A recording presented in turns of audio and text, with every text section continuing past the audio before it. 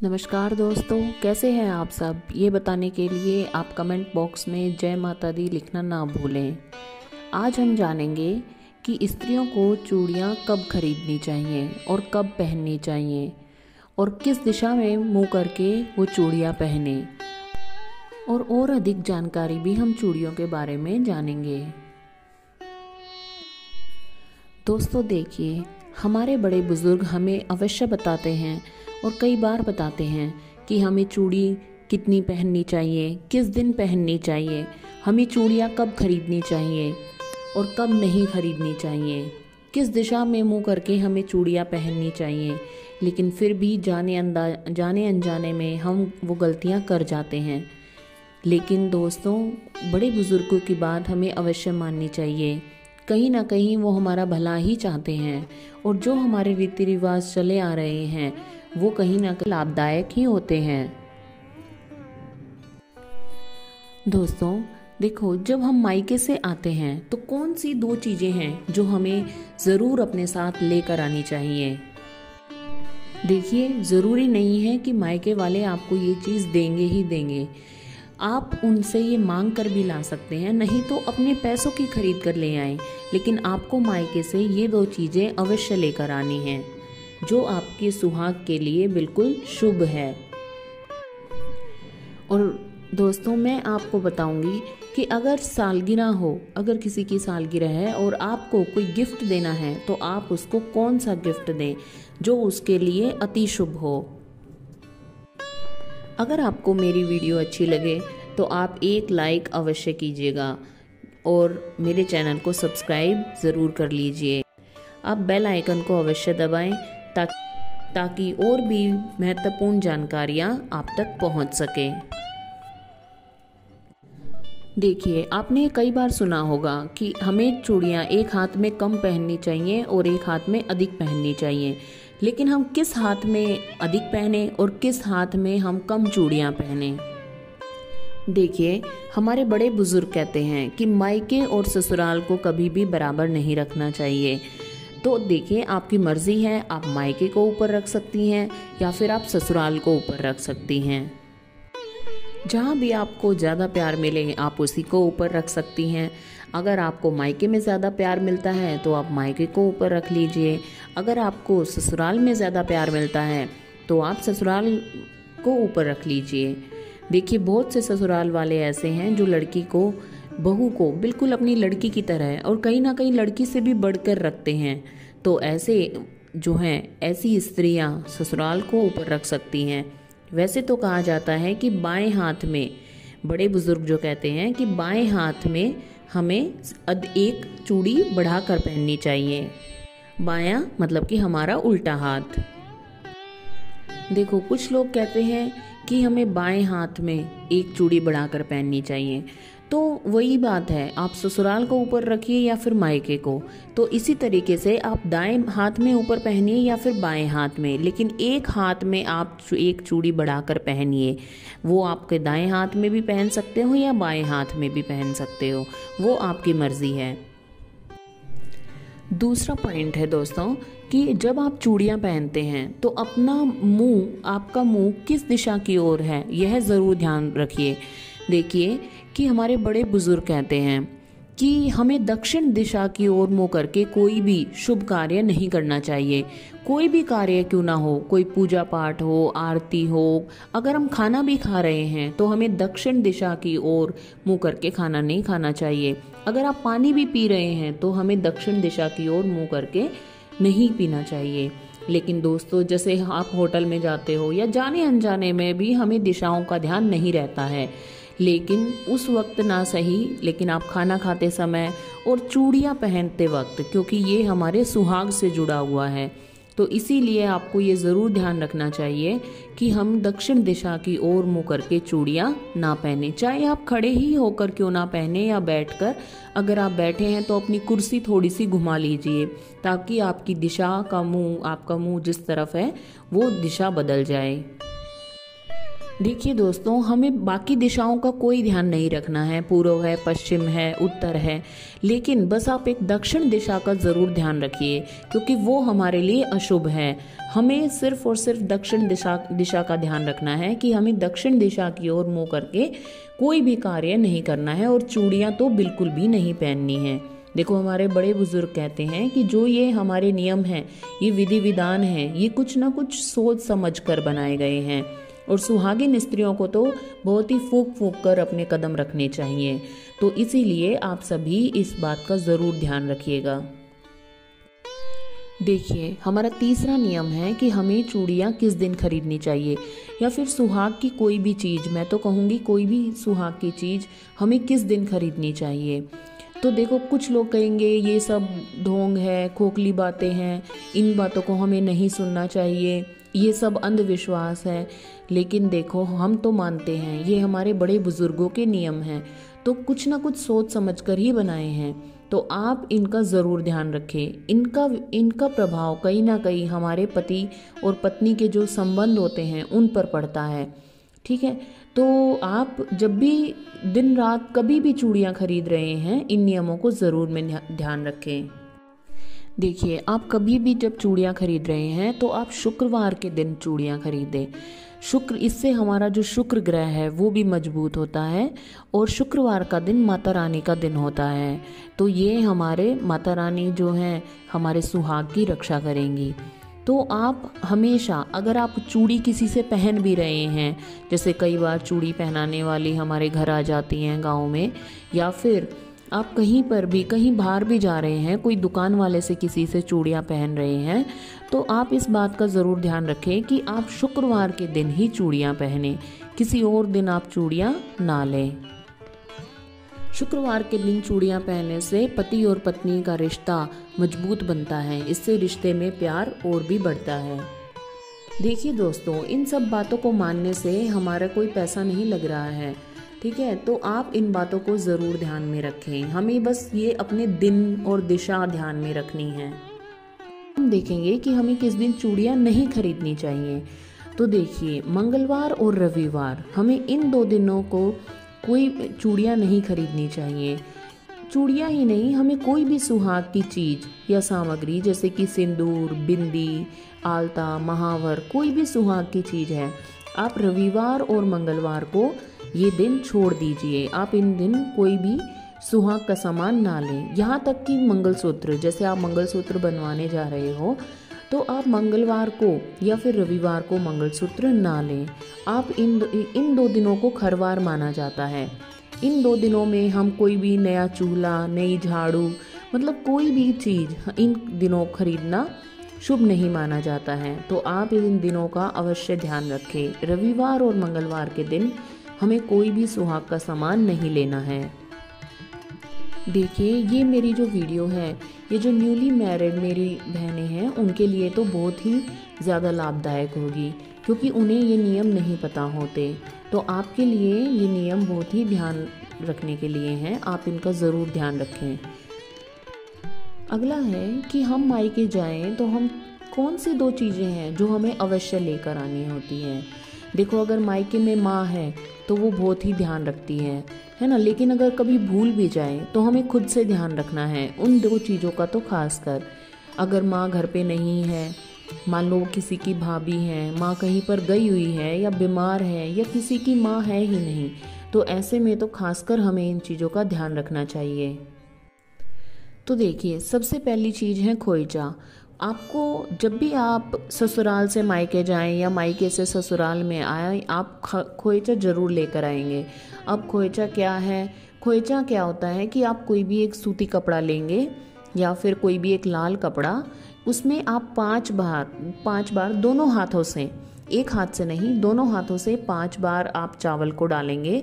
उसमें एक हल्दी की गांठ और दुर्वा, कुछ पैसे और थोड़ा सा सुहाग का सामान जैसे कि बिंदी रख दी, और आप इसके अलावा लौंग, इलायची, जैसे जो माता रानी को पसंद है, कोई फूल, ये हम डालकर दे देते हैं। देखिए, आप ससुराल से जब मायके जाती हैं तो आप ये लेकर जाएं या ना लेकर जाएं, लेकिन जब आप मायके से ससुराल आती हैं तो आप ये अवश्य लेकर आएं। और ये कोई भर के नहीं लेकर आना है, आप कोई भी एक छोटा सा कपड़ा ले लें, उसी में आप इसको लेकर आ सकते हैं। अगर आप ज़्यादा बड़े भी लेकर आते हैं तो वो भी ठीक है। आप इनमें से कोई एक सामान भी लेकर आ सकते हैं। जैसे कि कई जगह ये रीति रिवाज है कि जब हम आते हैं तो हमें मायके वाले पैसे देते हैं, जो हमारी मान के रूप में दिया जाता है। तो वो अलग अलग रिवाज हैं, कहीं पर खोइचा भरा जाता है, कहीं हम मान देते हैं पैसों में, ठीक है। तो वो हमें फ्रूट्स दे देते हैं, मिठाई दे देते हैं, पैसे दे देते हैं। वैसे मायके वाले बहुत ही अधिक ही देते हैं, वो जितना उनका सामर्थ्य है बेटी के लिए वो उनसे कहीं ना कहीं अधिक ही करते हैं। तो आप इस बात का अवश्य ध्यान रखें कि जब भी आप मायके से ससुराल आएँ या ससुराल से मायके जाएं, आप कभी भी खाली हाथ ना जाएं। आप कोई भी पैंट शर्ट का कपड़ा ज़रूर लेके जाएं। मायके जाएं तब भी अपना फ्रूट लेकर जाएं, पैंट शर्ट का कपड़ा लेकर जाएं, कभी भी खाली हाथ ना जाएं। इसी तरीके से मायके से जब ससुराल आते हैं तब भी आप कुछ ना कुछ अवश्य लेकर आएं, जैसे पैंट शर्ट का कपड़ा, कुछ पैसे, एक सुहाग का सामान।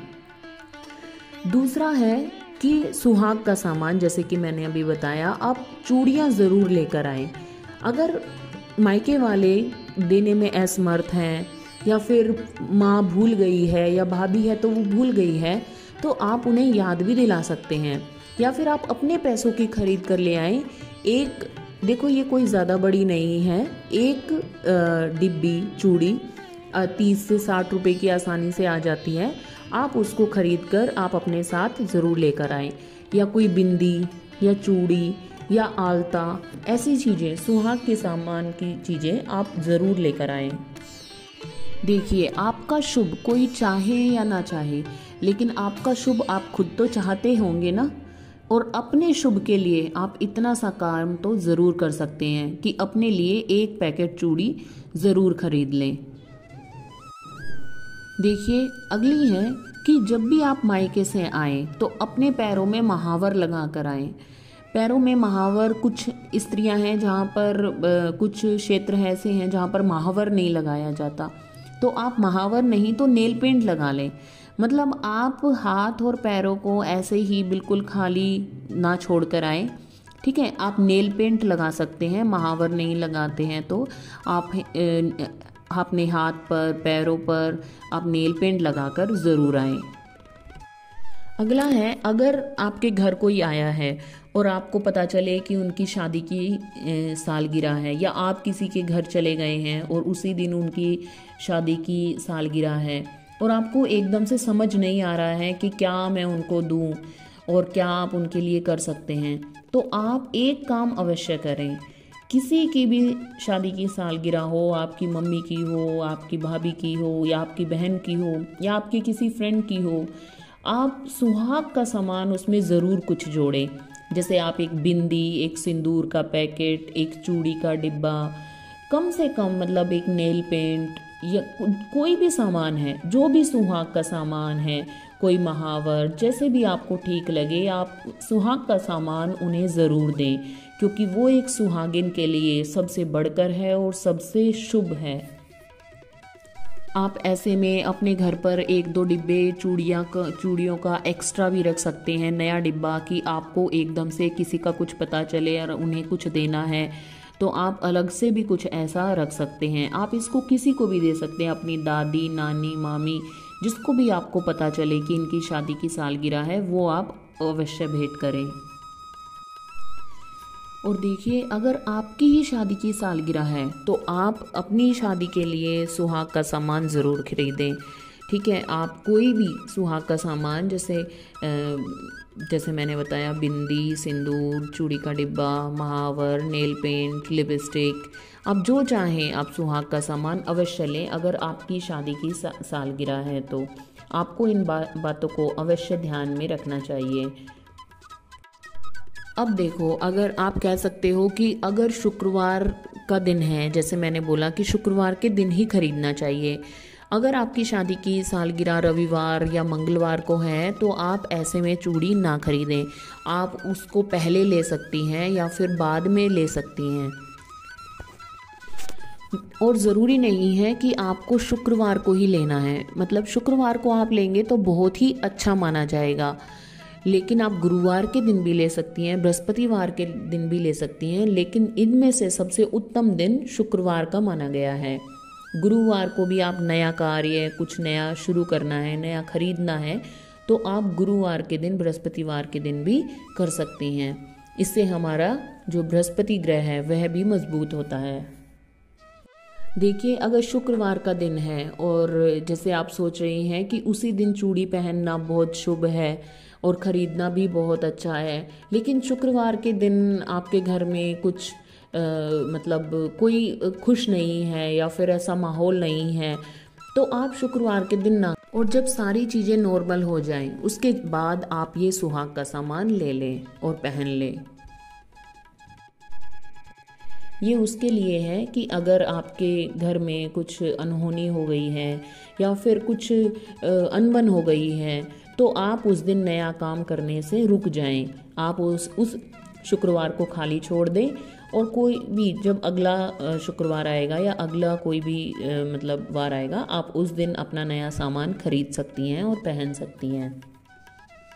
मतलब किसी का दिल दुखाकर आपको कोई भी शुभ कार्य नहीं करना चाहिए।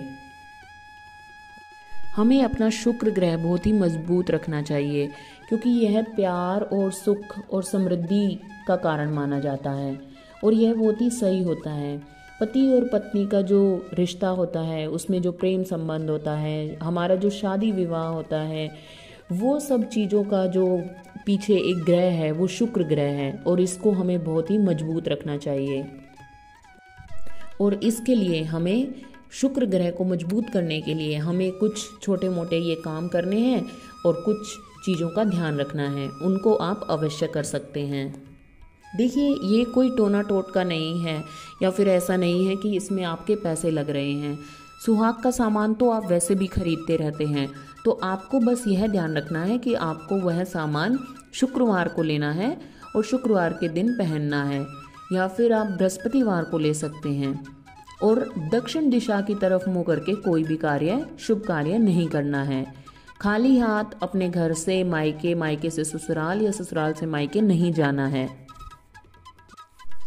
अब देखिए, मान लो कोई शादी या विवाह आ जाता है, जैसे हम शादी विवाह में नए कपड़े पहनते हैं, नई चूड़ियाँ, उसमें हम सुहाग का सामान भी अपना नया निकालते हैं, और वो रविवार या मंगलवार के दिन हो, और अभी मैंने बताया कि आपको इन दिनों चूड़ियाँ, नई चूड़ियाँ नहीं पहननी चाहिए, ये सब, और हमारे दिमाग से कभी निकल जाता है, या फिर हम कभी कहीं शॉपिंग करने गए थे रविवार और मंगलवार के दिन और हमने उसी बीच अपने लिए साड़ी और बाकी सामान, सुहाग का सामान भी ले लिया है, तो आप गलत दिन पे जैसे ले लिए हैं, तो आपको क्या करना चाहिए? आप जो भी चीज़ लाए हैं, आप साड़ी, सुहाग का सामान और मंगलसूत्र को तो ज़रूर आप एक बार अपने मंदिर में जाइए, भगवान की शरणों में जाकर जो भी आप खरीद कर लाए हैं उन सारी चीज़ों को रख कर भगवान को अर्पित करके आप उसको अपनी आँख बंद करके उनसे माफ़ी मांगिए, भगवान को चढ़ा दीजिए, वो सब कर दीजिए, और वो आपकी मनोभावना अवश्य समझेंगे कि आपने गलती से गलत दिन पर खरीद लिया था।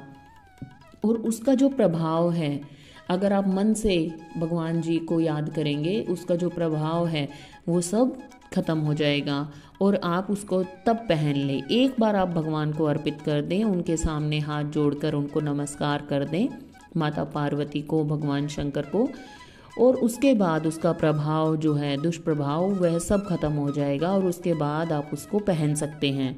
इसका मतलब है एक बार भगवान को याद करके आपको ज़रूर सुहाग का सामान पहनना चाहिए।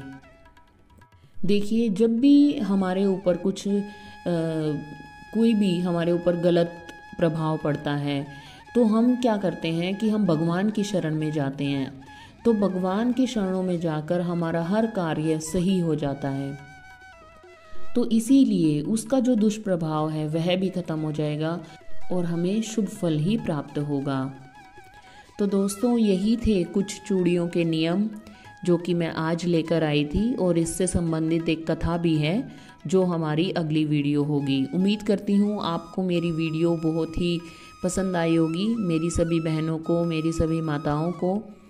उम्मीद करती हूँ आप सभी इस वीडियो से अधिक लाभ उठा पाएंगी और मेरी जो न्यूली मैरिड कपल्स हैं, न्यूली मैरिड जो मेरी बहनें हैं, वो तो इसका ज़रूर ध्यान रखें।